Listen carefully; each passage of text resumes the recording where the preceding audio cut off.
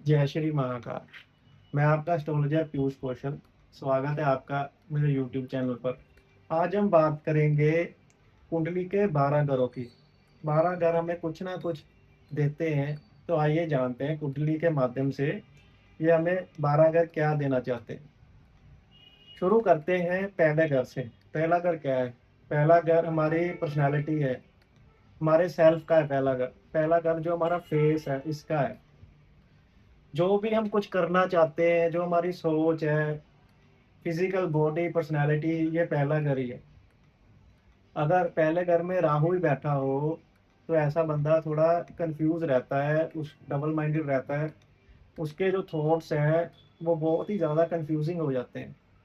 अगर 12वें घर का कनेक्शन पहले घर के साथ आ जाए तो ऐसे बंदे को आइसोलेशन में रहना चाहिए, जहाँ वो खुद ही एक टाइम पे आके आइसोलेट हो ही जाएगा।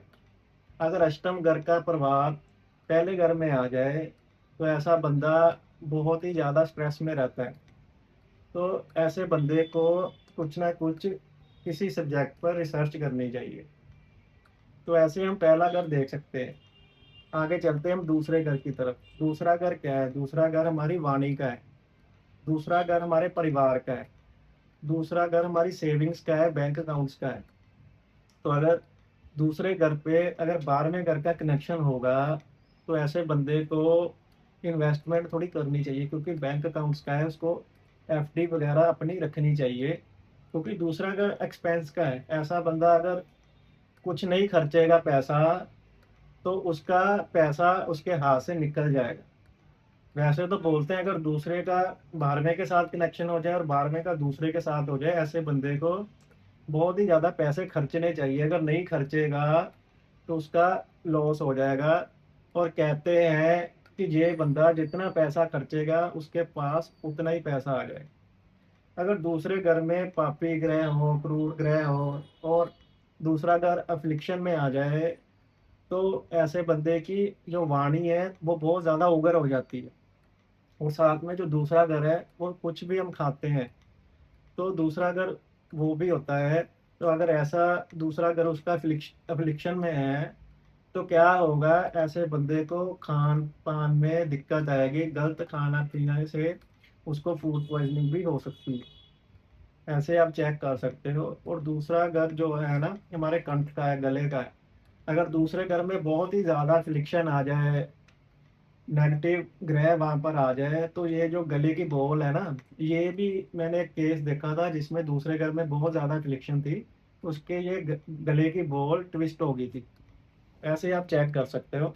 आगे हम चलते हैं तीसरे घर की तरफ। तीसरा घर हमारे मेहनत का है, जो भी हम हार्ड वर्क करते हैं उसका होता है। तीसरा घर यंगर सिबलिंग्स का। तीसरा घर कम्युनिकेशन का। तीसरा घर नेटवर्किंग का। तीसरा घर डॉक्यूमेंट का।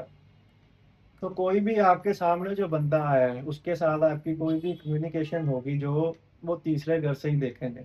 अगर तीसरे घर में अष्टम घर का प्रभाव आ जाए, साथ में 12वें घर का प्रभाव आ जाए, तो हमारे सिबलिंग के साथ हमारी थोड़ी सी लड़ाई हो जाती है। और कुछ केस में देखा गया है कि उसके सिबलिंग की डेथ भी हो जाती है अगर अष्टम और 12वें घर का प्रभाव तीसरे घर में आ। ऐसे आप चेक कर सकते हो। जैसे दूसरा घर हमारे कंठ का था, तीसरा घर हमारे आर्म्स का और शोल्डर्स का होता है। ऐसे आप चेक कर सकते हो। आगे हम बात करते हैं चौथे घर की। चौथा घर हमारी माता का होता है। चौथा घर गाड़ी, मकान, सुख सुविधा, लग्जरी, कंफर्ट, इसका होता है। फोर्थ हाउस जो होता है वो हमारे चेस्ट एरिया का होता है। ठीक है।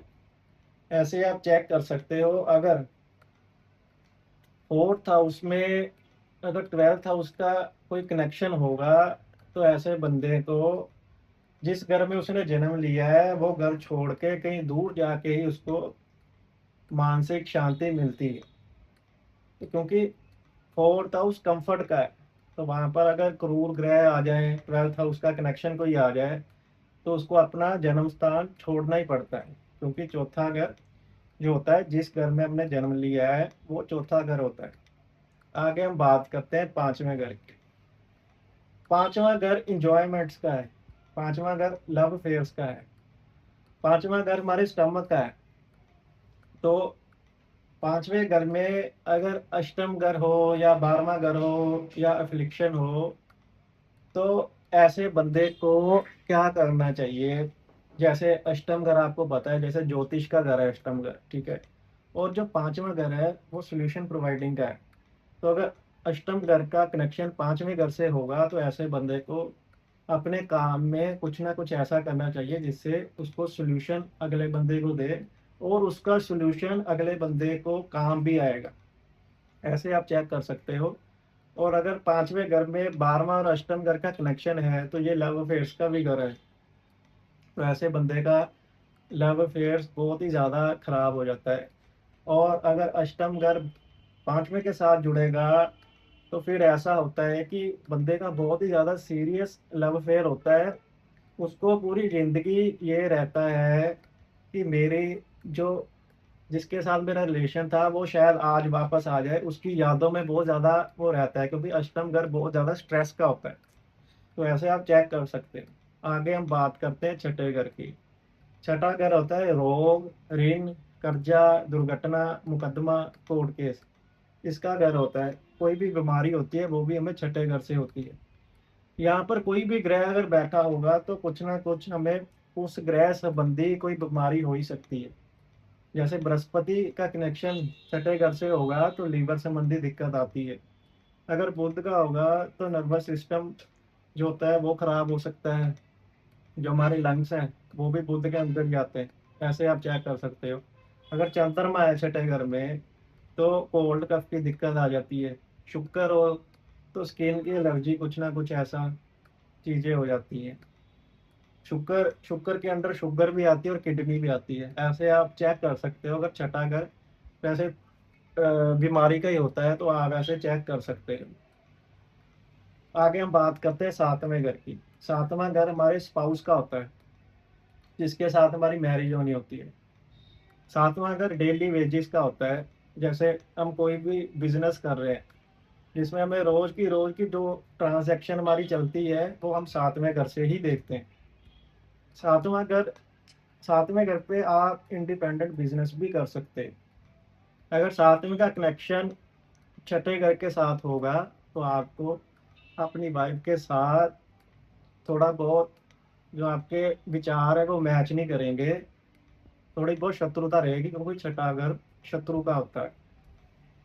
अगर अष्टम घर सातवें के साथ जुड़ेगा तो कुछ ना कुछ आपकी वाइफ के साथ एज का डिफरेंस होगा और कास्ट का कुछ ना कुछ डिफरेंस जरूर बनेगा। और सातवें घर से आप इसे सब चीज़ें चेक कर सकते हो। सातवां घर जो होता है वो हमारे प्राइवेट ऑर्गन्स का भी होता है। तो ऐसे आप सातवां घर चेक कर सकते हैं। आगे हम बात करते हैं अष्टम घर की। अष्टम घर को ज्योतिष में बहुत ही तकड़ा तकड़ा पीड़ा का घर बोला गया है। आठवां घर से बहुत ही ज्यादा स्ट्रेस मिलता है। आठवां घर हमारा मृत्यु स्थान होता है। ऐसे आप आठवें घर से चेक कर सकते हो। आठवां घर डीप नॉलेज गेन का भी होता है। अगर आठवां घर आपको बहुत ज़्यादा दिक्कत दे रहा है तो आप कुछ ना कुछ सब्जेक्ट को लेके कोई अपनी डीप नॉलेज गेन कर सकते हो। आठवां घर इंश्योरेंस का होता है।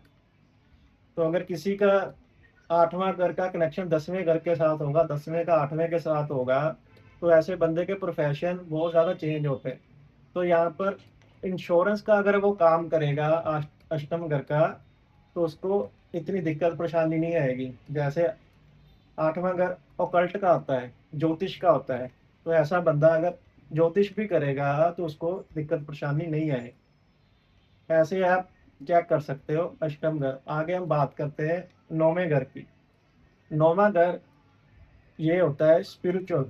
जो हम हमारी स्पिरिचुअल लाइफ है वो हम नौवें घर से देखते हैं। हमारे पिता का घर भी यही है। हमारे पितर जो हमारे बुजुर्ग जो चले गए हैं इस दुनिया से, ये भी हम नौवें घर से ही देखते हैं।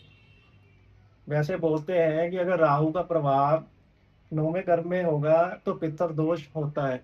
ऐसे आप चेक कर सकते हो। अगर नौवें घर में कुछ पापी ग्रह हैं तो ऐसा क्या होगा कि आपके पिता के साथ आपका विचार नहीं मिलेंगे।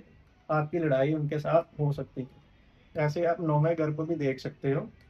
आगे हम बात करते हैं दसम घर की। दसम घर क्या है? हमारी लाइफस्टाइल, हमारा कर्म। हम कोई भी जो कर्म करते हैं वो 10वें घर से करते हैं। 10वें घर को शनि का स्थान भी बोला गया है, क्योंकि शनि भी प्रोफेशन का कारक है, और जो 10वां घर है वो भी प्रोफेशन का ही। अगर 10वें घर का कनेक्शन 12वें के साथ होगा, ऐसा बंदा विदेश भी जा सकता है। 10वें घर का कनेक्शन अष्टम घर के साथ होगा तो बंदा ज्योतिष या डीप नॉलेज गेन भी कर सकता है। 10वें घर का कनेक्शन अगर छठे घर के साथ होगा, ऐसे बंदे को इंडिपेंडेंट बिजनेस नहीं करना चाहिए, ऐसे बंदे को जॉब भी करनी चाहिए। तो ऐसे आप 10वें घर से देख सकते हो कि आपका कौन सा प्रोफेशन बनता है, कौन से ग्रह 10वें घर को देख रहे हैं और कौन सा ग्रह 10वें घर में बैठा है, ऐसे आप चेक कर सकते हैं। आगे हम बात करते हैं 11वें घर की। 11वें घर में हमारे बड़े भाई बहन आते हैं। 11वें घर में हमारे रिश्तेदार आते हैं। 11वां घर लाभ का है। अगर किसी भी घर के साथ 11वां घर जुड़ जाए तो ये चांसेस बन जाते हैं उस घर के संबंधी आपको पॉजिटिव रिजल्ट ही मिलेंगे। ऐसे आप 11वें घर से चेक कर सकते हो। अगर 10वें का कनेक्शन 11वें से या 11वें घर से 10वें का कनेक्शन है तो आपको आपके प्रोफेशन में प्रॉफिट ही होगा, क्योंकि 11वां घर लाभ का है। तो 11वां घर इच्छा पूर्ति का है, मन की डिजायर जो भी है वो 11वें घर से हम देखते हैं। ऐसे आप 11वें घर को चेक कर सकते हो। आगे हम बात करते हैं 12वें घर की। 12वां घर जो होता है वो फॉरेन सेटलमेंट का होता है। 12वां घर आइसोलेशन का होता है। 12वां घर जेल यात्रा का होता है। 12वां घर हॉस्पिटल का होता है। जब भी हम एडमिट होते हैं हॉस्पिटल से तो हमारा 12वां घर एक्टिव होता है। तो 12वां घर जो होता है वो हमारा जो भी खर्चा हम जिंदगी में करते हैं, जो हमारा नुकसान होता है, पैसे का नुकसान होता है, कुछ भी हमारा जो भी नुकसान होता है वो 12वें घर से ही देखते हैं। 12वां घर लॉस का होता है। तो ऐसा माना जाता है कि अगर 10वें का कनेक्शन 12वें से होगा तो ऐसा बंदा विदेश जा सकता है। अगर लगन का कनेक्शन 12वें से होगा तो ऐसा बंदा अगर योगा मेडिटेशन नहीं करेगा तो ऐसा बंदा थोड़ा बहुत बीमार रहेगा। अगर अपने ही जन्म स्थान में रहेगा, अगर जन्म स्थान से दूर नहीं जाएगा तो भी बीमार ही रहेगा, क्योंकि पहला अगर हेल्थ का है और 12वां अगर लॉस का है तो हेल्थ लॉस ऐसे चांसेस बन जाते हैं। ऐसे आप चेक कर सकते हो अपने सभी घरों को, कौन सा ग्रह किस घर में बैठा है, सारा कुछ आप ऐसे जान सकते हैं। आज के वीडियो के लिए इतना ही। जय श्री।